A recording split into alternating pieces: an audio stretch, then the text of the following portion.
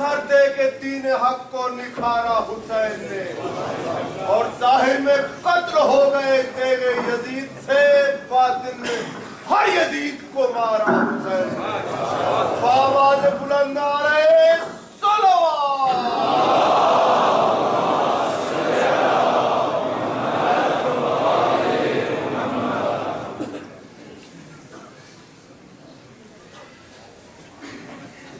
أعوذ بالله من الشيطان اللعين الرجيم بسم الله الرحمن الرحيم الحمد لله الذي جعلنا من المتمسكين بولاية أمير المؤمنين وبولاية الأئمة المعصومين صلوات الله عليهم أجمعين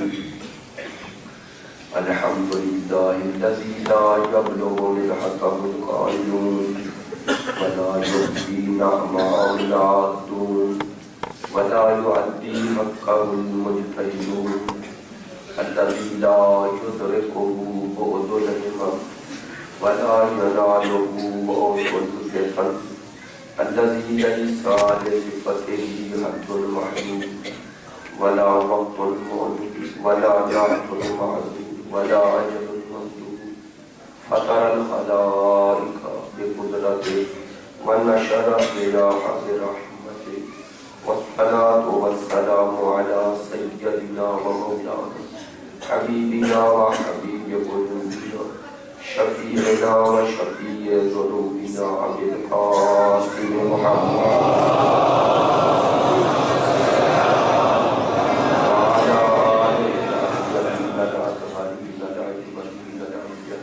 واللعنة الدائمة على منكري فضائلهم وغاصبي حقوقهم من الآن إلى قيام يوم الدين أما بعد فقد قال رسول الله صلى الله عليه وآله وسلم إن الحسين مصباح الهدى وسفينة النجاة رب اشرح لي صدري ويسر لي امري واحلل عقدة من لساني يفقهوا قولي ان الله وملائكته يصلون على النبي يا ايها الذين امنوا صلوا عليه وسلموا تسليما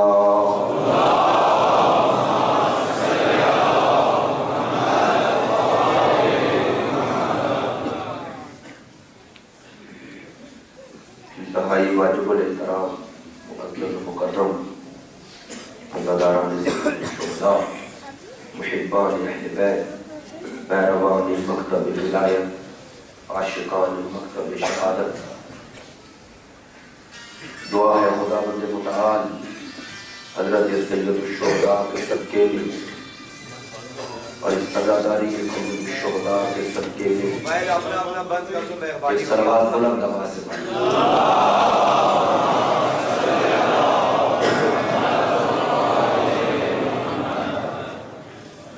چند دعائیں ہیں۔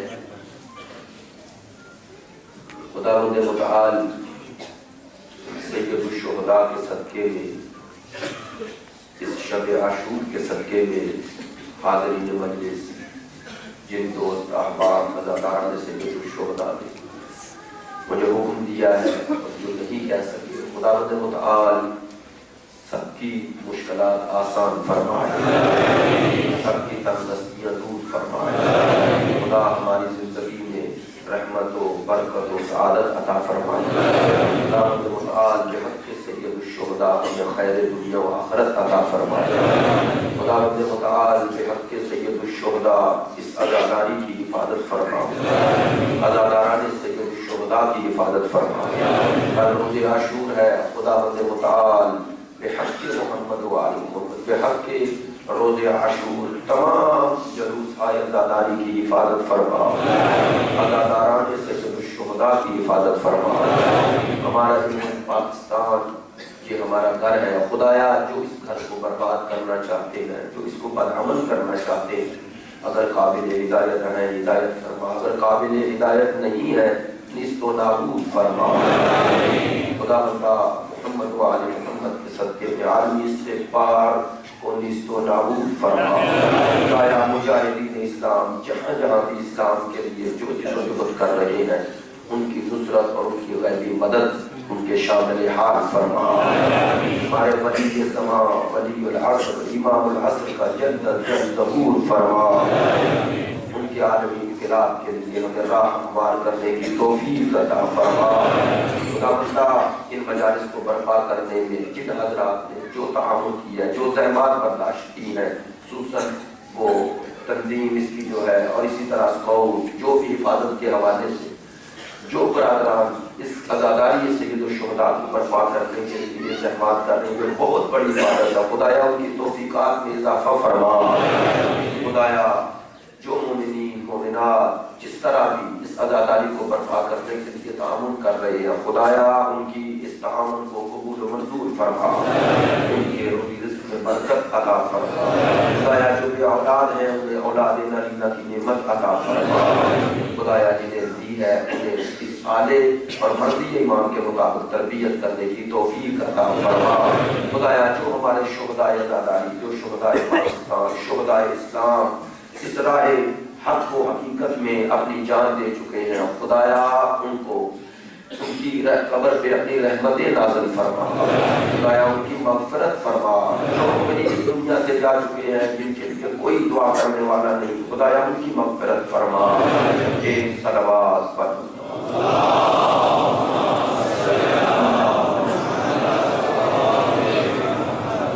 عزیزان محترم برادران گرامی قدر ظاہر ہے آخری انجام ہے اور بالکل طبیعت ساتھ نہیں دے رہی۔ یہ ہیرو ہے سلور کلر R9678 پشاور۔ یہ کیا کرے ہاں غلط پارکنگ ہے یہ ذرا یہاں پہنچے R9678 ایک صلوات بلند کرنا۔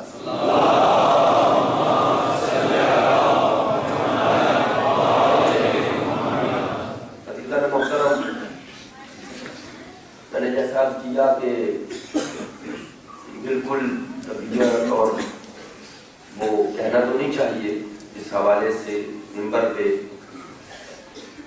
لیکن انشاءاللہ کوشش کریں گے آپ جس محبت سے جس عقیدت سے تشریف لا رہے ہیں ہم آج کی شب جو اس عزاداری سید الشہداء میں ہر عزادار کے لیے بڑی اہم شب ہے جب دل متوجہ ہے کربلا کی طرف ہم کوشش کریں گے کربلا سے کچھ لیں تاکہ کربلا صرف ہمارے قول میں نہ رہ جائے ہمارے عمل میں اتر جائے ہمارا معاشرہ کربلائی معاشرہ بن جائے۔ جب تک ہمارا معاشرہ کربلائی معاشرہ نہیں بنے گا ہم یزیدی اور خارجی فکر سے کبھی رہائی نہیں پا سکتے۔ اگر چاہتے ہیں ہر دور کی یزیدیت و خارجیت کو شکست دیں تو اس کا واحد حل حسینیت کا پرچار ہے۔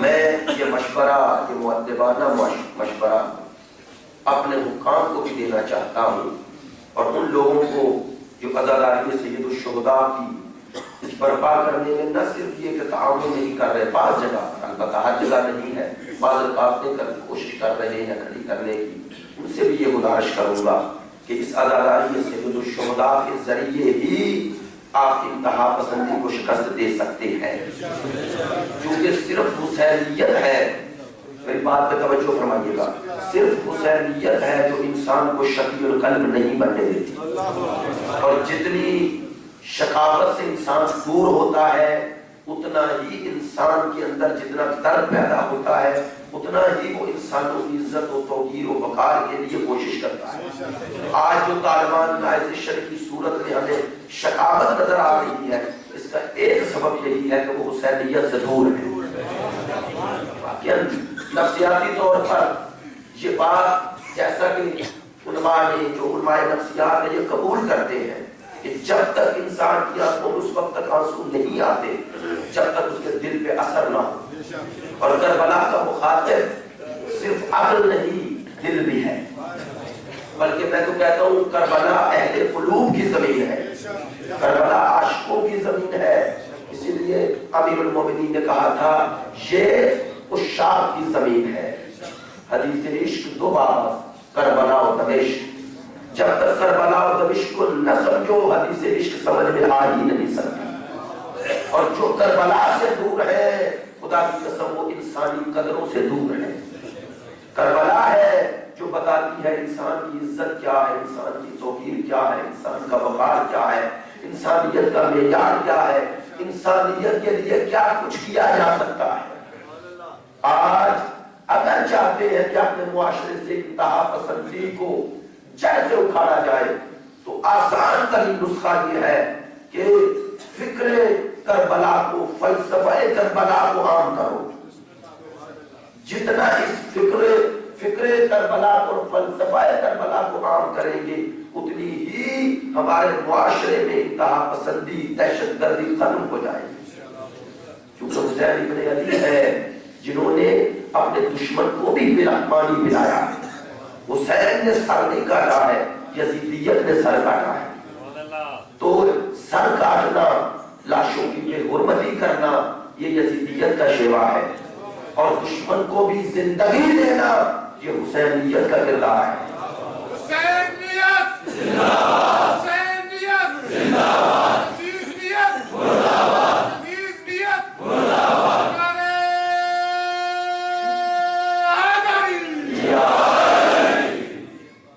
تو اس عزاداری کی اہمیت کو کم نہ سمجھے، اس عزاداری میں کوئی ایسی رکاوٹیں پیدا نہ کرے۔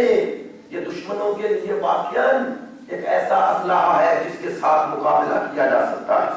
یہ عزاداری کسی کو ٹھیس پہنچانے کے لیے نہیں ہے، یہ تو دنیا کو درس دیتی ہے کہ آؤ باب جنت کھلا ہے، باب رحمت الہی کھلا ہے۔ واقعاً یہ عاشور کے دن یا شب عاشور ان مجالس کو برپا کرنا، ان مجالس کی حفاظت کرنا، وہ سیکیورٹی چاہے حکومت کی ہے چاہے ہماری اپنی ہے، خدا کی قسم جو اس عزاداری کو برپا کرنے کے لیے اس کی حفاظت پر مامور ہے، میں یہ خوشامدانہ جملہ نہیں کہہ رہا، حقیقت کہہ رہا ہوں، وہ قلب سید الانبیاء کو راضی کر رہے ہیں، وہ قلب سید الانبیاء کو راضی کر رہے ہیں۔ یہ کیسے ہو سکتا ہے کہ جب خدا کا محبوب اس کائنات میں خوش ہو تو خدا خوش نہ ہو؟ اور سنیے، خدا کا محبوب اگر مصطفیٰ ہے تو مصطفیٰ کا محبوب حسین ہے، مصطفیٰ کا محبوب حسین ہے۔ حسین کی عزت، حسین کی توقیر، عزاداری سید الشہداء کے لیے جو زحمت جو بھی گوارا کر رہا ہے اگر مخلصانہ ہے تو خدا کی قسم یہ عبادت ہے، یہاں پر لمحہ لمحہ عبادت ہے۔ اور مت سمجھے کہ یہ تکرار ہے، اس تکرار میں کوئی فائدہ نہیں ہے، نہیں، ہر تکرار بھی فائدہ نہیں ہوتا۔ بعض تکرار ایسے ہیں جو ہماری زندگی میں ضروری ہے، آپ اس سے بہتر سمجھتے ہیں۔ انسان زندگی میں کم از کم بعض چیزوں کا تکرار ضروری سمجھتا ہے۔ مثلا یہ روزانہ ہم کھانا کھا رہے ہیں، ناشتہ، دوپہر، شام، کم از کم یہ 3 ٹائم تو کھاتے ہیں، کبھی کسی نے نہیں سوچا اور نہ اعتراض کیا کہ اس تکرار کا فائدہ کیا ہے۔ اور اگر کسی کو زیادہ شوق ہو کہ تکرار زندگی میں نہیں ہونا چاہیے، ہر سال وہی مجالس، وہی ذکر، فائدہ کیا ہے، تو اسے کہو کہ اگر تکرار میں فائدہ ہے تو اپنی زندگی میں ہر روز جس شے کا تکرار کر رہے ہو، یہ تو سال کے بعد تکرار ہے، تم تو زندگی کے ہر دن 3 دفعہ تکرار کر رہے ہو اور کبھی اعتراض نہیں کرتے ہو۔ کبھی اس پر اعتراض کر کے جرأت دکھا کر وہ تکرار چھوڑو، زیادہ ضرورت نہیں پڑے گی، 2 دن کے تکرار کے بعد معاملہ ختم ہو جائے گا۔ تو کوئی وہ تکرار پر اعتراض نہیں کرتا ہے، کیوں کہتے ہیں؟ اس لیے کہ غذا زندگی ہے، اس لیے اس کا تکرار بھی فائدہ نہیں ہے، چونکہ زندگی کی ضمانت ہے، زندگی کتنی اہم شے ہے، کا لہذا تکرار کرے۔ اور ہر انسان خدا نہ کرے، لیکن یہ بیماری، یہ شفا، یہ تندرستی یہ اس کی طرف سے ہے۔ انسان ہم بیمار بھی ہوتے ہیں، ڈاکٹر کے پاس جاتے ہیں، دوائی لیتے ہیں، تو کیا کہتا ہے ڈاکٹر؟ ابھی استعمال کریں، 3 گھنٹے بعد کریں، پھر 3 گھنٹے بعد کریں۔ بیماری اگر سیریس ہے تو کہتے ہیں ہر 2 گھنٹے بعد کریں۔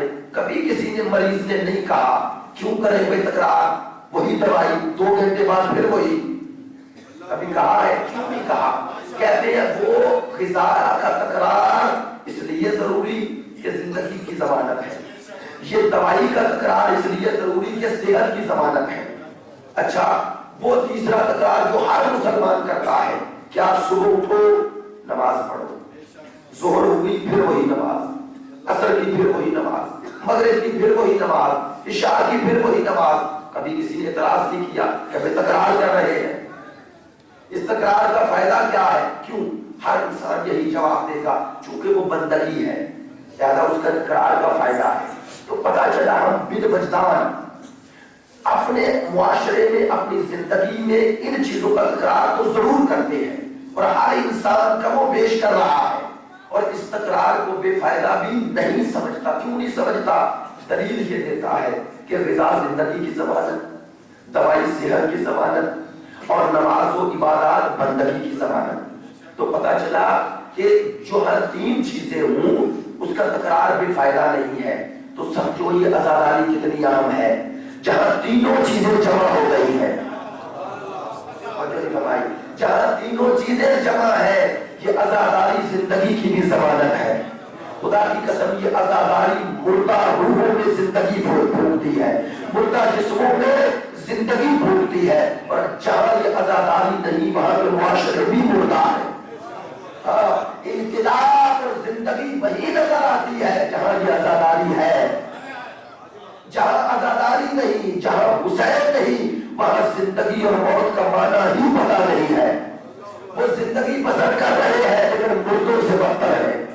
حسین ابن علی ہے جنہوں نے کربلا میں یہ سمجھایا کہ اگر عزت کے ساتھ جی نہ سکو تو عزت کے ساتھ مرو کیسے۔ حسین ابن علی نے کربلا میں زندگی اور موت کا معیار بدل دیا، فتح و شکست کا معیار بدل دیا، بتا دیا کہ عزت کیا ہے اور ذلت کیا ہے، بتا دیا عزت تخت پر بیٹھنا نہیں ہے، عزت ایسا کام نہیں ہے جس کے ذریعے انسان اپنے آپ کو ذلت کی پستیوں میں لے جائے۔ حسین نے کہا عزت ہمیشہ سر کاٹنا نہیں ہے، سر کٹا کر نیزے پہ بلند کرنا ہے۔ اور دیکھو حسین کتنا عظیم ہے کہ حسین جو انکار لے کے چلے کہیں بھی اس انکار کو کوئی اقرار میں بدل نہیں سکا۔ حسین نے جو سر اٹھایا وہ اتنا سر بلند ہوا، اتنا سر بلند ہوا کہ کٹنے کے بعد بھی ظالم اسے جھکا کے نہیں چلے، اٹھا کے چلے ہیں، اسے جھکا کے نہیں چلا، اٹھا کے چلا ہے۔ تو عزیزو یہ عزاداری میں زندگی بھی ہے، یہ عزاداری معاشرے میں روحانی امراض کا علاج بھی ہے، اور یہ عزاداری سب سے بڑی بندگی بھی ہے۔ یہاں سے درس بندگی ملتا ہے، یہاں سے درس بندگی ملتا ہے۔ حسین ابن علی کو پہچانو، حسین ابن علی کے مقام کو پہچانو تاکہ تمہیں سمجھ میں آئے کہ اس قیام کا مقصد اور قیام کا مقام کیا ہے۔ پہلے خود حسین ابن علی کو تو پہچانے۔ میرے دوستوں، میرے بھائیوں، تین پہلو عرض کروں گا امام حسین کی زندگی کے، تین پہلو۔ پہلا یہ صداقت حسین، طہارت حسین، مودت حسین۔ اللہ کی نظر میں حسین ابن علی کی طہارت کا کیا مقام ہے؟ خود سمجھو، جو اللہ کی نظر میں اتنا طاہر ہے اس کا قیام کتنا طاہر ہے، اس کا مقصد کتنا طاہر ہے۔ عزیزان محترم، اللہ نے حسین کی طہارت کی گواہی دی اور کہا دی۔ توجہ فرمائیے گا، اس جملے پہ توجہ فرمائیے گا۔ دیکھیے جتنے فضائل و مناقب ہیں پنجتن پاک کے، ان میں دو ہستیاں ایسی ہیں، امام حسن و حسین، حضرت حسنین دو ہستیاں ایسی ہیں کہ جن کے جتنے فضائل سید الانبیاء کی زبان سے یا قرآن کی زبان سے جتنے فضائل ہیں، یہ سارے فضائل آپ کو تب ملے ہیں جب آپ بچے ہیں۔ اس پہلو میں توجہ فرمائیے گا، چونکہ سید الانبیاء کی وفات اور وصال پر دونوں شہزادے 7 اور 8 سال کے ہیں، تو جتنے فضائل ہیں یہ 7 اور 8 سال کی عمر تک ہے۔ مثلا کوئی حدیث ہے تو وہ 11 ہجری تک ہے، اس کے بعد اب حدیث کا معنی تو نہیں رہے گا۔ تو جتنے فضائل سرکار کی زبان سے نکلے، حسین کے لیے وہ دونوں یہ ان فضائل کے مصداق تب بنے جب دونوں 7 اور 8 سال کے عمر کے ہیں. توجہ. اور خدا نے جتنے آیات میں دی اہل بیت کی شان میں یہ دونوں شہزادے اس وقت بھی 7 اور 8 سال سے کم ہیں. اب سمجھے کہ آیت تطہیر کا مصداق جس طرح سید الانبیاء ہے، جس طرح حضرت مرتضیٰ ہے، جس طرح حضرت زہرا ہے، اسی طرح حسن و حسین ہے. لیکن یہ فرق ہے وہ تینوں ہستیاں جب مصداق بن رہی ہے تو پھر بھی سوچا جا سکتا ہے کہ وہ تو جوانی میں یا بڑھاپے میں ہے، لیکن یہ بچے ہیں. اب سمجھو خدا کی نظر میں ان کا بچپنا کتنا عظیم ہے کہ جن کی طہارت کا اعلان ان کے بچپنے میں ہو رہا ہے. کیوں یہ اعلان خدا کر رہا ہے؟ پتا چلا خدا علیم بالذات ہے.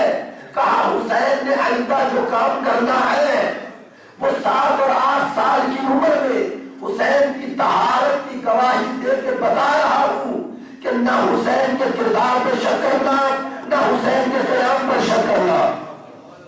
کہا 7 اور 8 سال کی عمر میں یہ آیت تطہیر کا مصداق بن رہا ہے. اور جن لفظوں میں مصطفیٰ کی طہارت کا اعلان ہے، مرتضیٰ کی طہارت کا اعلان ہے، سیدہ کی طہارت کا اعلان ہے، انہی لفظوں میں حسین کی طہارت کا اعلان ہے. تو کیا مقام طہارت ہے امام حسین کا 7 سال کی عمر میں؟ مودت آئے مودت جس کا مصداق روایات کی روح سے حسنین ہے، کب ہے؟ وہی 7 اور 8 سال کی عمر میں. توجہ. تو ان کی مودت کو خدا واجب قرار دے رہا ہے. اس سے آگے بڑھے ان کی صداقت کا کیا معیار ہے؟ خدا نے جب اپنے حبیب سے کہا کہ اب ان کے مقابلے پہ تو ان سے مناظرہ نہ کر، اب قرآن سے جتنے دلائل پیش کرنے تھے کر چکا، میرا حبیب اب وارثان قرآن کو لے جا، ان سے مباہلہ کر اور انہیں بتا کرنا کیا ہے مباہلہ میں. فَلْنَجْعَلْ لَعْنَةَ اللَّهِ عَلَى الْكَاذِبِينَ، جھوٹوں پہ لعنت کرنا ہے. یہی ہے نا. تو اب رسول جنہیں لے کے جائیں گے وہ اگر رسول کی نظر میں سچے نہ ہو تو لے جانا بیکار. توجہ فرمائیے گا. دوسری بات، رسول جنہیں لے جا رہے ہیں ان کی صداقت کا معیار اگر سرکار دو عالم سے کم ہو تو پھر بھی نہیں جا سکتے. اگر سرکار کی صداقت کا معیار 100/100 ہے، 100% ہے، تو سرکار کے ساتھ 98% والے بھی نہیں جا سکتے، 99% والے بھی نہیں جا سکتے. کیوں؟ اگر 1% بھی جھوٹ کا شائبہ ہو تو کرنی ہے جھوٹوں پہ لعنت. فرمائے جھوٹوں پہ لعنت کرنا ہے. اگر جھوٹوں پہ لعنت مطلقاً کرنا ہے، یہ نہیں کہنا کہ فلاں معاملے میں جھوٹا ہے تو لعنت، کہنا جو جھوٹا ہے اس پر لعنت. یہی ہے نا مبالغہ، اسی کا نام تھا نا. اب ماننا پڑے گا کہ جو معیار صداقت رسول کا ہے وہی معیار صداقت رسول کا ہے، وہی معیار صداقت مولا کائنات کا ہے، وہی حسنین کا ہے، وہی معیار صداقت 100/100 100% سچے ہیں. اور یاد رکھو جس کی صداقت کی گواہی خدا دے اور اس کی صداقت کا معیار بھی 100% ہو، اس کے مقابلے پہ آنے والا 1% بھی سچا نہیں ہو سکتا. اگر یہ 100% سچے ہیں تو ان کے مقابلے پہ آنے والے 100% جھوٹے ہیں. اب اللہ نے صداقت حسن و حسین کی گواہی 7 اور 8 سال کی عمر سے بھی پہلے تھی. اگر رسول کی نظر میں یہ آئندہ زندگی میں ایک جھوٹ بھی بولتے، ان کے کردار میں، ان کی گفتار میں اگر 1% بھی جھوٹ کا شائبہ ہوتا تو رسول کبھی انہیں لے کے نہ جاتے. تو 9 ہجری میں مباہلہ ہوا. اب تو فرمائیے گا. اور رسول حسن و حسین کو لے گئے. کس لیے لے گئے؟ کفار کے مقابلے، نصارہ کے مقابلے پہ لے گئے نا. اگر سچے نہیں سمجھتے تھے تو کیوں لے کے گئے؟ بس لے گئے چونکہ سچے سمجھتے ہیں. تو جو رسول کی نظر میں سچا ہے، اگر رسول کے بعد کوئی ان کی صداقت پر اعتراض کرے،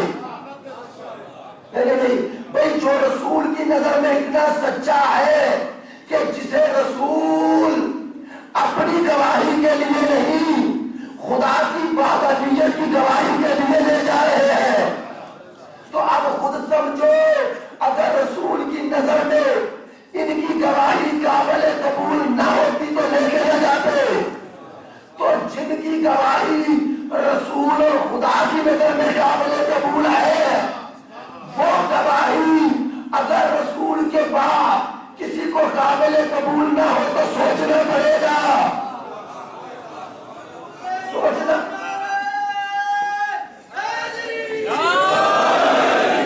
دیکھیے، صداقت حسین، طہارت حسین، مودت حسین، ان تینوں سے عصمت حسین ثابت ہوتی ہے۔ کیسے؟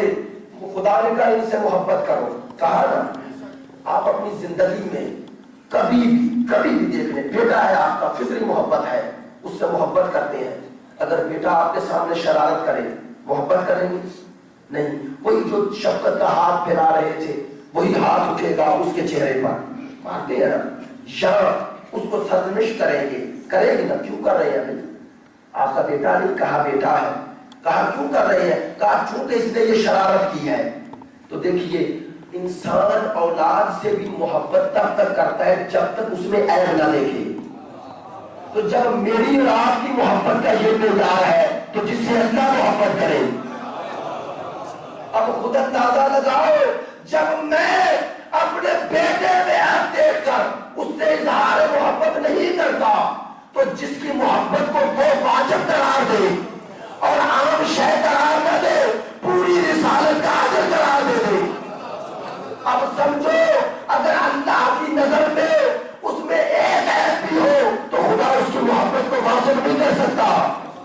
عجیب بات ہے، ہماری مشکل یہی بن گئی کہ ہم خود کو عیبدار سے محبت نہیں کرتے، لیکن جب وہ حکم دے اور کہے ان سے مودت اور محبت کرو تو کہا جاتا ہے اس میں فلاں بھی شامل کرنے ہے، فلاں بھی کرنا ہے، فلاں بھی کرنا ہے، لہذا معنی بدلو۔ نہیں، ہماری مشکل یہ بن گئی ہے، ہم شخصیات سے قرآن کی آیات کی تفسیر کرنا چاہتے ہیں، قرآن سے شخصیات کو نہیں پہچاننا چاہتے، اپنے معیارات سے خدائی آیات کو نہ پہچانو، خدائی آیات سے انسانوں کو پہچانو۔ جب اس نے کہہ دیا کہ یہ طیب و طاہر ہے تو اب کسی کو شامل نہ کرے، اب انہی کو شامل کیا جائے گا آیت تطہیر میں جو اس قابل ہوں کہ اس طہارت الہیہ کے معیار پہ پورے اتر سکے۔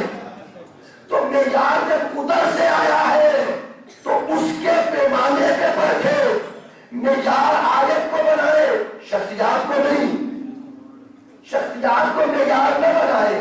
عزیز کو توجہ فرمائیے گا، صداقت حسین، طہارت حسین، مودت حسین اس نے واجب کی، کب کی؟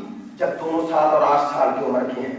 یہ تو پھر بھی وہ فضائل ہیں جو فضائل ہیں، لیکن اب بتاؤں حسین ابن علی کا منصب 7 سال کی عمر میں کیا ہے، اور جس کی زبان سے جو وہی کہتا ہے جو وہی کہتی ہے، کیا کہا ہازان ابنایا امامان کاما او قعدا، فرمایا میرے یہ دونوں بیٹے امام ہیں، چاہے کھڑے رہے چاہے بیٹھ جائے۔ امام ہے کب کہا؟ جب دونوں شہزادوں کی عمر 7 اور 8 سال سے زیادہ نہیں ہے۔ اب اگر اس جملے کو سمجھیں گے تو پھر پتا چلے گا، خدا کے لیے میں کسی نبی کی توہین نہیں کر رہا، لیکن مقام حسین سمجھو، رسول نے 7 اور 8 سال کی عمر میں دونوں شہزادوں کو کیا کہا؟ یہ امام ہے۔ 7 اور 8 سال کی عمر میں وہ عہدہ دیا جو ابراہیم کو نبوت و رسالت کے بعد ملا، آئے آئے، جو ابراہیم کو بڑھاپے میں ملا، حسنین کو بچپنے میں دے دیا۔ کہا جانو، اور جن کا بچپنا اس قابل ہے کہ وہ امامت کر سکے، ان کی جوانی کیسی ہوگی؟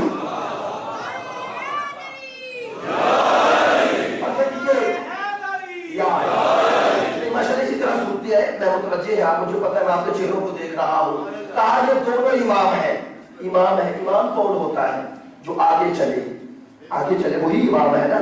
اسی لیے اللہ نے آدم کو خلیفہ کا امام نہیں، کیونکہ خلیفہ وہ ہوتا ہے جو جانشین بنے، امام وہ ہوتا ہے جو آگے چلے، جس کے پیچھے وہ چلے تو امام ہے. کہا یہ دونوں امام ہے. سید الانبیاء نے کہا یہ دونوں امام ہے. 7 اور 8 سال کی عمر میں امام ہے. اور امام وہ جو آگے چلے، یعنی سرکار بتا رہے ہیں کہ اگر میرے سارے بزرگ مل جائے، میرے اصحاب سارے آئے اور ان میں حسن و حسین بھی ہو، تو کہا آگے چلنے کا حق ان دونوں کو ہے. آئے ہائے، میں کہتا ہوں حسن و حسین کا بچپنا کتنا عظیم ہے جو بزرگوں کی قیادت کر رہا ہے. کہا ان کے بچپنے کو کسی اور کے بڑھاپے سے قیاس نہ کرنا، ان کا بچپنا اتنا عظیم ہے، ان کا بچپنا اتنا عظیم ہے. یہ حدیث دوسری حدیث جو ایک دن عرض کر چکا ہوں، لیکن آج ایک اور پہلو سے آپ کے سامنے رکھتا ہوں. کیا فرمایا؟ الحسن والحسین سیدا شباب اہل الجنہ. یہ حسن و حسین یہ جنت کے جوانوں کے سردار ہیں. اب آپ سب بتائیں، جب سرکار کہہ رہے تھے امام حسن و حسین سردار تھے یا نہیں؟ تھے نا، اسی وقت تھے نا، صلاحیت رکھتے تھے نا. کس عمر میں؟ 7 اور 8 سال کی عمر میں. چلے کسی اور کے جنت میں جانے کا حکم لگاؤ نہ لگاؤ، آدم سے عیسیٰ تک ہر نبی کے جنت میں جانے کا حکم لگانا واجب ہے. آدم سے عیسیٰ تک ہر نبی جنت ہی، اور حسنین اس کے سردار، حسنین اس کے سردار. اور جنت میں ہر کوئی نہیں جائے گا. جنت میں جانے کے لیے ایک معیار ہے، ایک میرٹ ہے. جب تک کوئی اس معیار پہ پورا نہ اترے جا نہیں سکتا. اور وہ معیار کیا ہے؟ متقی ہونا، با تقویٰ ہونا. جب جنت میں جانے کے لیے تقویٰ شرط ہے تو جنت کی سرداری کے لیے، جنت کی سرداری کے لیے رسول کی نظر میں تقویٰ نہیں، یہ عصمت ہے. تو آپ سمجھو رسول جو کہہ رہے تھے یہ دونوں سردار ہیں، سردار بھی یہاں کے نہیں وہاں کے. یہ بچوں کا دل رکھنے کے لیے نہیں کہہ رہے. توجہ فرمائیے گا، یہ نانا نوازوں کو کوئی شے نہیں دے رہا، چونکہ جنت کوئی بنی ہاشم کی جاگیر نہیں ہے. جنت اس کی ملکیت وہ دیتا ہے. تو اگر اس کا حکم نہ ہوتا تو رسول یہ اعلان نہ کرتے. توجہ فرمائیے گا، رسول یہ اعلان نہ کرتے.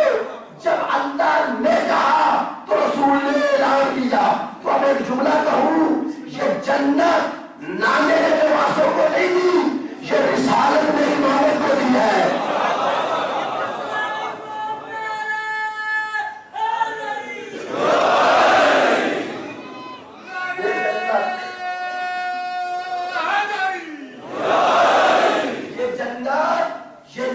نوازوں کو نہیں دی، یہ رسالت نے امامت کو دی ہے، تاکہ پتہ چلے ان کا بچپنا کتنا عظیم ہے.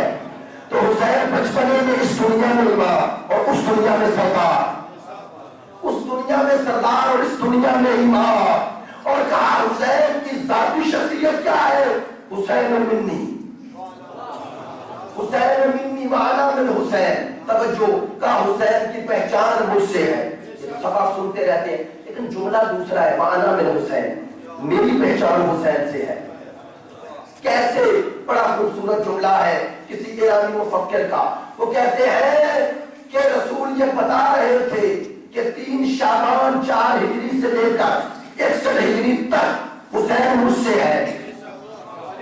حسین کو پہچاننا ہے تو مجھے دیکھو. کہا 61 ہجری عاشور کے دن کے بعد اب رسول حسین سے ہے. اب قیامت تک رسول کی شناخت کا ذریعہ حسین ہے، حسین ہے. اسی لیے کہا جاتا ہے یہ دین محمدی الحدوث ہے اور حسینی البقاء ہے. یہ آنے میں محمدیت کا محتاج ہے اور باقی رہنے میں حسینیت کا محتاج ہے.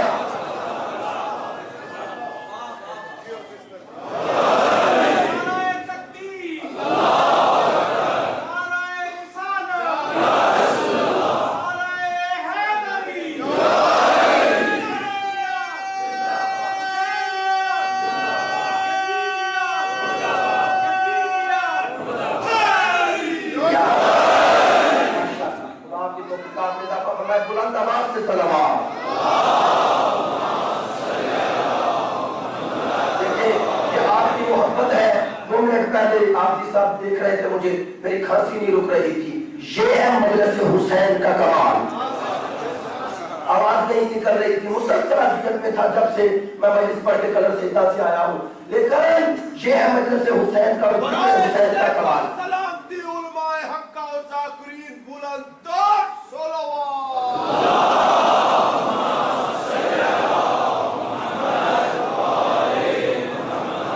اسلام اپنی بقا میں حسینیت کا محتاج ہے. اور یاد رکھو اسلام کو حسین نے ایسے حصار میں لے لیا کہ اب کوئی یزیدی کردار اسلام کے نام پر حکومت نہیں کر سکتا. اسلام کے نام پر حکومت نہیں کر سکتا. توجہ فرمائیے گا, حسین ابن علی یزید کے مقابلے پہ کیوں آئے؟ جب چلے تو کیا کہا یزید کی بیعت نہیں کر سکتا. کیوں کہا؟ یزید رجل فاسق شارب الخمر مؤمن بالفسق. وہ سارا سنتے ہیں کہ یہ شراب خور ہے, زانی ہے, شرابی ہے, فسق و فجور کرتا ہے. تو کیا یزید حکمران بننے کے بعد کر رہا تھا؟ نہیں, اس کی تو پرورش بھی ایسی ہوئی. بھائی 2 خاندان تھے نا, بنی امیہ اور بنی عباس. دیکھو بنی عباس میں پیدا ہونے والے بچے کی گھٹی زبان رسول بنتی ہے, اور بنی امیہ میں پیدا ہونے والے کی گھٹی شراب بنتی ہے. تو خود سمجھ لو جن کا بچپنا ایسا ہو, جن کے بچپنے سے جنہیں یہ ملے. کہا یزید فاسق ہے, فاجر ہے, شراب خور ہے, زانی ہے. تو آج بنا, لیکن پہلے تھا.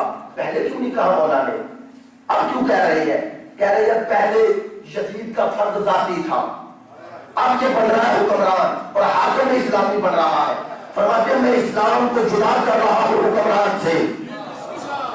میں حکمران کے کردار کو اسلام سے جدا کر رہا ہوں اور بتا رہا ہوں کہ وہ اسلام جو میرا نانا لے کے آیا وہ کیسا ہے, اور اس میں حاکم اسلامی مسلمانوں کا حاکم نہیں, اسلام کا نمائندہ کون بن سکتا ہے؟ توجہ فرمائیے گا. حسین ابن علی اسلام کا رشتہ یزیدیت سے جدا کر رہے تھے, لیکن کن لفظوں کے ساتھ؟ کہا یہ شراب خور ہے, حاکم اسلامی نہیں ہو سکتا. یہ زانی ہے, حاکم اسلامی نہیں ہو سکتا. یہ جواری ہے, یہ حاکم اسلامی نہیں ہو سکتا. یعنی حسین بتا رہے تھے کہ وہ اسلام جو رسول کا لایا ہوا ہے اس میں شراب خور, اس میں زانی, اس میں شرابی حاکم نہیں بن سکتا. آج اگر کوئی اسلام کے نام پر کسی شراب خور, کسی زانی, کسی فاسق کی تائید کرے تو سمجھ لو اس کے پاس رسول والا اسلام نہیں, بنی امیہ والا اسلام ہے. آج 2 طرح کے اسلام نظر آ رہے ہیں. جو ایک وہ جو ہر طرح کے حاکم کی اطاعت کا حکم دیتے ہیں. نہیں, میں نے بات کی, آپ نے توجہ نہیں فرمائی.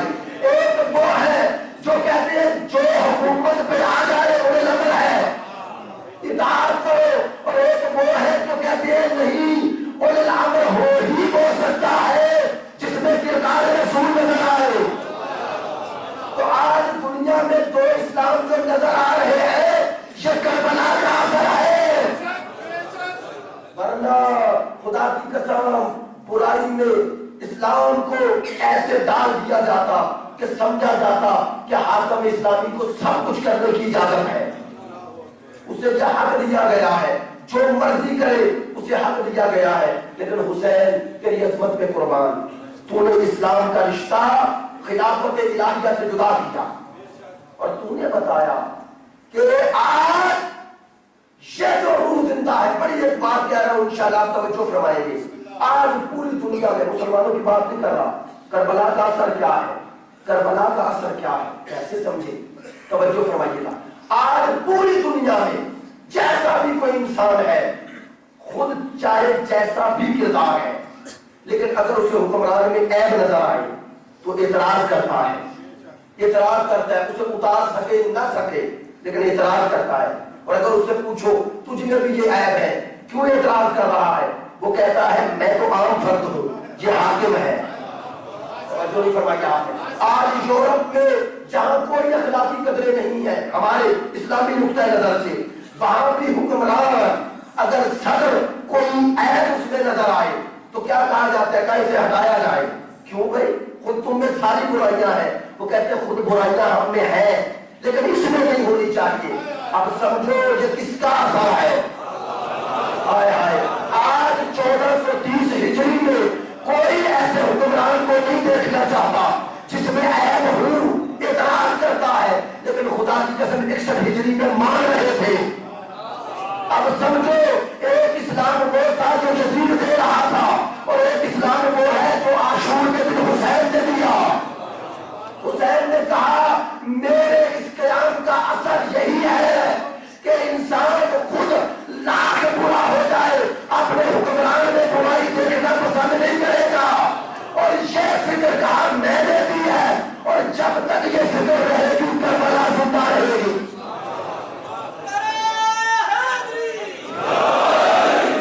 کربلا رہے گی. اور یزید سے نفرت یہ شخص سے نفرت نہیں. میری بات توجہ سے سماعت فرمائیے گا. یزید سے نفرت اس لیے نہیں کرتے ہیں کہ یہ بنی امیہ کے خاندان سے ہے اس لیے نہیں. خدا کی قسم ہم کسی کے خاندان سے کوئی نہ نفرت کرتے ہیں نہ محبت. یزید سے اس لیے نفرت نہیں کہ یہ کسی خاص خاندان کی فرد ہے. یزید سے اس لیے نفرت ہے کہ برائی کا دوسرا نام یزید ہے. اور حسین سے اس لیے محبت ہے کہ نیکی کا دوسرا نام حسین ہے. حسین اور نیکی دو نہیں ہے, یزید اور برائی دو نہیں ہے. اور یزید سے نفرت کا لازمہ حسین سے محبت ہے اور حسین سے محبت کا لازمہ یزید سے نفرت ہے. کل روز عاشور ہے. روز عاشور ہے. یہ نفرت اور محبت دونوں کا دن ہے. یزید اور کردار یزیدی سے اظہار برات کا اور حسین سے اظہار محبت کا. اظہار محبت کا. اب چونکہ ایک تو دوست نے سوال کیا اس لیے, ورنہ شاید اس بات کو نہ کرتا. دیکھیں کہا جاتا ہے کہ یہ آپ ایک نفرت پھیلاتے ہیں. یزید نے امام حسین کو قتل کیا, ممکن ہے بخشا جائے. سوال بڑا ہے عام اور ممکن ہے بعض لوگ اس کو قابل اطلاع بھی نہ سمجھے, لیکن چونکہ لوگ نوجوانوں کے ذہنوں کو خراب کیا جاتا ہے. کہا جاتا ہے جی اللہ رحمان و رحیم ہے, اس کی رحمت کے دائرے سے کوئی چیز باہر نہیں.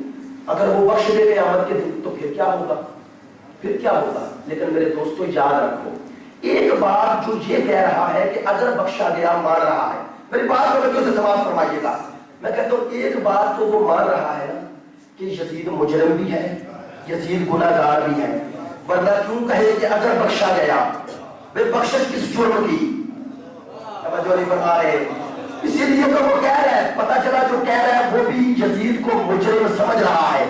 اسی لیے تو کہہ رہا ہے اگر بخشا گیا, اگر بخشا گیا تو مان رہا ہے کہ یزید آج بھی مجرم ہے. بھئی وہ یہ تو نہیں کہہ رہا بخشا جا چکا, کہہ رہا بخشا گیا قیامت کے دن روز محشر اگر اس کی بخشش ہو گئی. یہ اعتراض ہے نا, تو پھر کیا ہوگا. میں کہتا ہوں یہ تو مان لیا نا آپ نے کہ آج وہ اس بخشش کے دائرے میں شامل ابھی نہیں ہوا. بتاؤ جب مان رہے ہو کہ یزید مجرم ہے اور جرم بھی قتل حسین ہے, یہ طے بعد میں کریں گے کہ وہاں جا کے اس کی بخشش ہوتی ہے یا نہیں, لیکن یہاں تو طے ہو گیا کہ وہ قاتل حسین ہے. آئے آئے بھئی یہاں طے ہو گیا وہ قاتل حسین ہے. جب قاتل حسین ہے تو اب فیصلہ کرو کہ وہ لعنت کے قابل ہے یا رحمت کے قابل ہے. آج فیصلہ کرو. ممکن ہے تو کہے یہ آپ نے کہا کیا کہا. شاہ عبدالعزیز محدث دہلوی کے وہ جملے تو آپ کو یاد ہوں گے, ماشاءاللہ مجلس میں پڑھے لکھے دوست ہیں. شاہ صاحب نے جو اپنی کتاب سر و شہادتین میں لکھے ہیں, شاہ عبدالعزیز محدث دہلوی کیا لکھتے ہیں. سر و شہادتین کا معنی یہ دو شہادتوں کا راز. دو شہادتوں کا راز کیا کہتے ہیں. ایک شہادت کی خفی قسم ہے, ایک ظاہری, یعنی ایک وہ شہادت جو پوشیدہ ملی انبیاء کو اور ایک وہ جو ظاہری ملی تلوار سے. کہتے ہیں تلوار سے شہادت یہ ظاہری شہادت ہے اور زہر سے شہادت یہ پوشیدہ شہادت ہے. کہتے ہیں میرے نبی کو دونوں ملی. شاہ صاحب کہہ رہے ہیں, کہتے ہیں ہمارے سید الانبیاء کو دونوں ملی تاکہ ان کا مرتبہ بلند ہو جائے. دونوں ملی. پھر توجیہ کرتے ہیں کیسے دونوں ملی. جب تک کہتے ہیں کوئی سوال کرے کہ رسول تلوار سے شہید نہیں ہوئے تو کیا جواب ہوگا. توجہ اب خود جواب دیتے ہیں. کہتے ہیں امام حسن کی شہادت اصل میں رسول کی شہادت ہے. شاہ صاحب کہہ رہے تھے شہادت ہے اردو میں ہے، لے پڑھے. کہتے ہیں یہ رسول خدا کی شہادت ہے امام حسن کی شہادت، اور کہتے ہیں حسین کی شہادت یہ ان کی نہیں، یہ رسول کی شہادت ہے. توجہ فرما رہی ہے. شاہ صاحب نے کیا خوبصورت جملہ کہا کہ ان دونوں شہزادوں کی شہادت رسول کی ہے. شہادت کب ہوتی ہے؟ جب کوئی شہید کرے. ایک قاتل ہوتا ہے، ایک مقتول ہوتا ہے. وہ کہتے ہیں یہ مقتول حسنین نہیں رسول ہے. نہیں توجہ فرما رہے، یہ مقتول حسنین نہیں رسول ہے. میں کہتا ہوں شاہ صاحب جب ان کی شہادت رسول کی شہادت ہے تو ان کے قاتل بھی رسول کے قاتل ہے. اب آپ کو یہ حق حاصل ہے رسول کے قاتل کو جو جی میں آئے کہیں، لیکن ہم اسے رحمت اللہ نہیں کہہ سکتے. قاتل حسین پہ لعنت، قاتل رسول پہ لعنت، قاتل علی پہ لعنت. ہم یہ جو قتل کرتے ہیں، یہ جو لعنت کرتے ہیں، یہ رحمت کا ایک مظہر ہے. مت سمجھیں کہ یہ لعنت بری شے ہے، نہیں. خدا کہتا ہے جب ان سے محبت کا حکم دے رہا ہے تو ان سے نفرت بھی محبت ہے. ان سے دیکھیں محبت اپنے اندر ایک نفرت رکھتی ہے. بات معذرت کے ساتھ توجہ فرمائیے گا. کیوں؟ جس سے آپ کو محبت ہوتی ہے نا اس کے دشمن سے نفرت ہوتی ہے. تو محبت حقیقی معنی پیدا ہی تب کرتی ہے جب اس کے دشمن سے نفرت ہو جائے. دیکھیے لہذا وہ لوگ جو کہتے ہیں ہم محبت حسین کرتے ہیں، یہ محبت اس وقت تک کامل ہوتی ہی نہیں جب تک یزید سے نفرت کے ساتھ نہ ہو. جب تک یزید سے نفرت کے ساتھ نہ ہو. اور میرے دوستو جو کل کا دن آ رہا ہے یہ رسول کی شہادت ہے. یہ شب عاشور، تو یہ معمولی شب نہیں ہے. میں نے پرسوں ایک جملہ کہا کہ اگر ہم کربلا کی طرف اپنا رخ موڑیں تو ہمارے کانوں میں ایک صدائیں آ رہی ہیں، العطش العطش. اداکاران حسین شب عاشور ہے اور کربلا میں اصغر پیاسا ہے. آج سکینہ پیاسی ہے. آج کربلا میں حسین کے بچے پیاسے ہیں. حسین کے بچے پیاسے ہیں. شاید ہم وہ احساس نہ کر سکیں، لیکن یہ جملہ آپ سے زیادہ میری بہنیں سمجھیں گی، کیونکہ بہن کو بھائی سے جو محبت ہوتی ہے نا اس کا اندازہ کرنا مشکل ہے. خصوصاً بہن کو جو بھائی سے محبت ہوتی ہے، کیونکہ مرد پھر بھی سخت جان ہے، عورت کا جو روحیات ہے نا وہ عورت ہی محسوس کرتی ہے. کائنات میں کون سی ایسی بہن ملے گی جسے پتا ہو صبح میرے بھائی شہید ہو جائیں گے اور وہ سکون سے رہے، سکون سے بیٹھے. خدا کی قسم یہ شب سب پر سخت تھی لیکن زینب پر جتنی سخت تھی کسی پر نہیں تھی. کیوں جملہ یہ کہہ رہا ہوں، میرے استاد محترم کا جملہ ہے. دیکھیے یہ جو روحیات ہوتے ہیں نا ان کا جب کسی کے ساتھ تعلق پیدا ہوتا ہے ان روحیات میں معرفت کا بڑا اثر ہوتا ہے. مثلا یہ جو ہماری ایک ہوتی ہے فطری محبت، ایک فطری محبت سے آگے چلی جاتی ہے جس کے ساتھ معرفت اور عقیدت آ جاتی ہے. مثلا جو حسین ابن علی سے ہمیں محبت ہے، ہم اس محبت کو اپنی اولاد کے ساتھ قیاس بھی نہیں کر سکتے، نہیں قیاس کر سکتے. آج دیکھیں ہمیں نہیں پتا ہمارے بچے کیا کہاں ہیں، لیکن حسین کھینچ لائے ہیں. تو یہ محبت جو ہوتی ہے نا یہ اس فطری محبت سے بھی آگے چلی جاتی ہے. اس کا درجہ بلند ہے. اب سمجھے جس کو حسین کی جتنی معرفت ہوگی نا اس کے دل میں اتنا ہی درد ہوگا، وہ اتنا احساس درد کرے گا. یہی ہے نا. اب میں آپ سب کے لیے یہ جملہ کہہ رہا ہوں، جس کو حسین کی جتنی معرفت ہے اس پر اتنا ہی غم طاری ہے. اب سمجھے زینب کو حسین کی کتنی معرفت ہے. یہ جو روحی تعلق ہے اسے میں اور آپ نہیں سمجھ سکتے، زینب سمجھتی ہے. نہیں ابھی آپ نے توجہ نہیں فرمائی. خدا کی قسم جب حسین مصیبت میں ہے نا، یہ حسین مصیبت میں نہیں ہے، یہ زینب مصیبت میں ہے. نہیں میں جملہ بدل دیتا ہوں. جب حسین کے چہرہ انور پر کوئی ظلم کر رہا ہے نا یہ اٹھنے والا ہاتھ یہ حسین کے رخسار پہ نہیں ہے، یہ زینب کے دل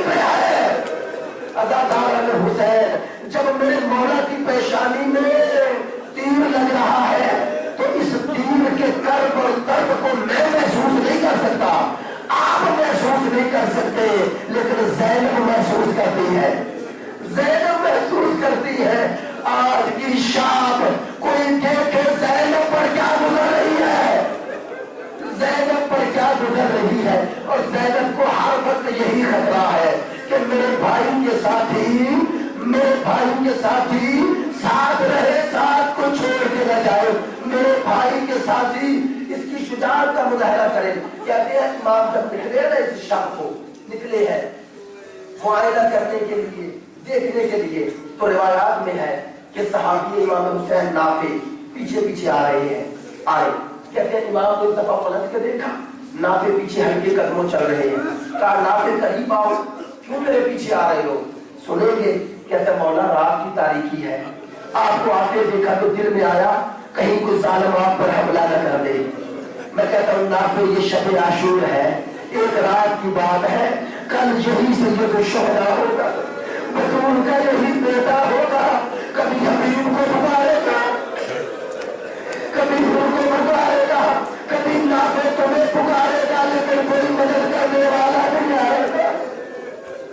آج جس حسین کا اتنا خیال ہے، کہتے ہیں نافع آ جاؤ، میرے قریب آؤ، قریب آئے، کہتے ہیں نافع یہ وہ جگہ ہے جہاں تو گرے گا، وہ جگہ ہے جہاں حبیب گرے گے، وہ جگہ ہے جہاں مسلم ابن عوف کا گرے گے، وہ جگہ ہے جہاں میرے مہمان گرے گے، وہاں میرا اکبر گرے گا، وہاں میرا عباس گرے گا۔ کہتے ہیں یہ دکھا رہے ہیں۔ ایک دفعہ نافع ساتھ ساتھ ہے، حسین خیموں کی طرف آئے، اداکاران حسین روایت دیکھ کے پڑھ رہا ہوں، ایک دفعہ نافع نے کہا مولا میں آپ کے ساتھ ساتھ ہوں، ہم دونوں ہیں صرف مولا، لیکن جیسے ہی ہم کسی مشیب سے گزرے ہیں نا، یہ مشیبی جگہ سے گزرے ہیں، مجھے کسی خاتون کے رونے کی صدائیں آ رہی ہے، مولا بتائیں گے یہ کون ہے؟ کہا یہ وہی ہے جس کا گھر اجڑ رہا ہے، اجرکم اللہ، یہ وہی ہے جس کا گھر اٹھ رہا ہے۔ اداکاران حسین میرا مولا خیموں کے قریب آئے، خیموں کے قریب آئے، کہتے جناب زینب گویا خیمے کے دروازے میں کھڑی ہو کے انتظار کر رہی تھی، بھائی کے چہرے پہ نظر پڑی، اب حسین خیمے کے طرف پہ کھڑے ہیں۔ زینب نے پوچھا میرے ماں جائے کہاں گئے تھے؟ کہا میں کربلا کی سرزمین کو دیکھ رہا تھا، اپنے اصحاب انصار کو دیکھ رہا تھا، یہ کہنا تھا۔ جناب زینب نے ایک جملہ کہا میرے ماں جائے تجھے اپنے اصحاب پر یقین ہے؟ یہ آپ کا ساتھ دیں گے؟ یہ کہنا تھا۔ نافع کے کانوں میں یہ صدا آئی، دوڑ کے گیا، پکار کے کہتا مسلم حبیب جلدی آؤ۔ کیا ہوا؟ کہا زہرا کی بیٹی یہ کہہ رہی تھی اللہ تعالیٰ نے حسین کے اصحاب خیمے کے دروازے پہ آئے، تلواریں اپنی گردنوں پہ رکھی ہوئی ہیں، اور پکار کے کہا یبن فاطمہ ذرا باہر آئیے۔ کہتے بطول کا بیٹا باہر آیا، جب منظر دیکھا میرے صحابیوں کیا ہوا؟ کہا مولا یہ تلواریں لے ہمیں قتل کر دے، ہمیں یہ گوارا نہیں ہے، بطول کی بیٹی اگر ہم پر اعتماد نہ کرے تو ہم سارا کو کیا منہ دکھائیں گے۔ میرے مولا نے کہا خدا کی قسم میں اپنے اصحاب سے زیادہ وفادار کوئی صحابی نہیں دیکھ رہا۔ اور مل کے کہے نافع آج تو تم نے سنا ہے، کل یہی شب ہوگی جب زینب پکار کے کہے گی میرا پردہ بچانے کو یاد آئے۔ بس اداکاران حسین یہ رونے کی شب ہے، یہ اداکاری کی شب ہے۔ آج اپنے دل میں جو حاجات ہے حسین سے طلب کر، حسین کے وسیلے سے خدا سے طلب کر لو۔ اداکاران حسین آج کی شب دل چاہتا ہے اس شہید کی شہادت کے دو جملے زیادہ زحمت نہیں دیتا ہوں۔ وہ آپ نے بیٹے کی شہادت سنی ہے، آپ نے کربلا میں بھائی کی شہادت سنی ہے، آج چاہتا ہوں ایک ایسے شوہر کی شہادت سناؤ جو شادی کر کے آ رہا ہے، نام ہے باپ، کہتے ہیں آ رہا ہے، جب پہنچے نا کربلا کی سرزمین کے قریب، شادی سے واپس آ رہے ہیں، ساتھ قافلہ ہے، جب قریب پہنچا ماں کی نظر پڑی، کہا ایک چھوٹا سا काफिला हमारा है, एक ये काफिला है। बेटे को बुलाया, बेटा जा पता करके आ किसका काफिला है, जिसके साथ बच्चे भी है, खवातीन भी है, मर्द भी है, जल्दी जा। वहां गया, वापस आया, कहते अम्मा उछल गए, अम्मा लुट गए। बेटा क्या हुआ? कहा अम्मा ये काफिला किसी गैर का नहीं, रसूल के नवासे का है। अम्मा हुसैन है, बतूल का बेटा है, मुसलमानों ने मदीने नहीं रहने दिया, मक्के में पनाह नहीं मिली, करबला जा रहे हैं। कहा बेटा अब मेरी मंजिल हुसैन है, अब मैं तुझे घर नहीं लेके जाऊंगी। अदाकारों ने कैसी माने थी, कहा अब मेरी मंजिल हुसैन है। अब इमाम के साथ साथ चल रहे हैं, ये काफिला भी चल रहा है। 2 मुहर्रम को हुसैन करबला पहुंचे साथ है, 4 को खैमे हटाए गए साथ है। अदाकारों आज की शब आ गई, मियां बीवी दोनों प्यासे हैं। ये करबला में कैसे सोचैन है, ये कैसी सोचा और कैसा शौर है। करबला आशिकों की सरजमीन है, फिदाकारों की सरजमीन है। अदाकारों जहां हर किसी के लिए सबक है, दर्स है। अदाकारों ने हुसैन ये सरजमीन को देखो, कहा ये शब आ गई। माँ ने बुलाया वहां, जी मम्मा। कहा बेटा मेरी बात सुन, कल बनी हाशिम के जवान बाद में जाए, बेटा तुझे अकबर से पहले जाना है, वरना मैं बतूल को क्या मुंह दिखाऊंगी। देख अब्बास से पहले जाना है। अम्मा आप इजाजत लेके दे, मैं जाऊंगा। आशूर का दिन आया, हुसैन की खिदमत में आया, हाथ जोड़ के कहता मौला मुझे इजाजत दे। हुसैन ने सर से पांव तक देखा, वहां तेरी शादी को चंद दिन गुजरे हैं, तेरी माँ के दिल में बड़ी मसरतें हैं। कहा उसी माँ ने भेजा है, कहती है जब तक इजाजत नहीं लोगे दूध नहीं बख्शोगी। कहा जाओ, वहां भी इजाजत है। वहां खुश खुश वापस आया, अम्मा इजाजत मिल गई। अच्छा मेरा लाल खुदा के हवाले। माँ से इजाजत लेके चला, कहते मैदान में आया, वहां अपने बड़ी शुजाअत दिखाई, जख्म खा के वापस आया। जब वापस आया ना माँ की खिदमत में, माँ ने देखा, कहा अम्मा मैं जंग से वापस आया हूँ, देखो मेरे जिस्म पर जख्म है। माँ ने मुंह फेर लिया, कहते अम्मा मुझसे राजी नहीं हो। कहा कैसे राजी हूँ, मैं तो तेरे लाश का इंतजार कर रही हूँ। कैसे राजी हूँ, मैं तो बतूल से सरहूर होना चाहती हूँ। कहा अम्मा अब आखिरी सलाम, अब नहीं आऊंगा। अदाकारों ने बाहर चला, अभी निकलना चाहता है कि सोचा ने आवाज दी बाहर मेरा रुक जा। वहां पर पलटा देखा सोचा है, करीब आया, कहता है मैं तुझसे शर्मिंदा हूँ कि तू दिल में हजारों हसरतें लेके आई, मैं तुझे अगर कहे तो आजाद करता हूँ। सुनोगे कैसी सोचा है करबला में, कहती है वहां जो जब तक तेरे साथ थी मुझे जिंदगी का साथी बनाया था, तूने तो वादा किया था कभी नहीं छोड़ूंगा। अब जन्नत में अकेले जाना चाहता है, मुझे साथ लेके नहीं जाएगा। कहा क्या कहना चाहती है, कहती है यहाँ नहीं जाऊंगी, चलो मौला की खिदमत में। दोनों मौला की खिदमत में आए, सलाम किया। हुसैन ने वहां को देखा, वहां कहता मौला मेरी सोचा आपसे कुछ कहना चाहती है। हुसैन मुतवज्जे हुए, मौला क्या कहना चाहती है। कहा मौला मैं कहती हूँ वहां आपके सामने वादा करें, जब ये शहीद होगा आपके नाना के हाथ से जाने को कौशल रोश करेगा, ये जन्नत में जाएगा। वादा करे अकेला जन्नत में नहीं जाएगा, मुझे लेके जाएगा। हुसैन कहते हैं मैं जन्नत के सरदार हूँ, ये वादा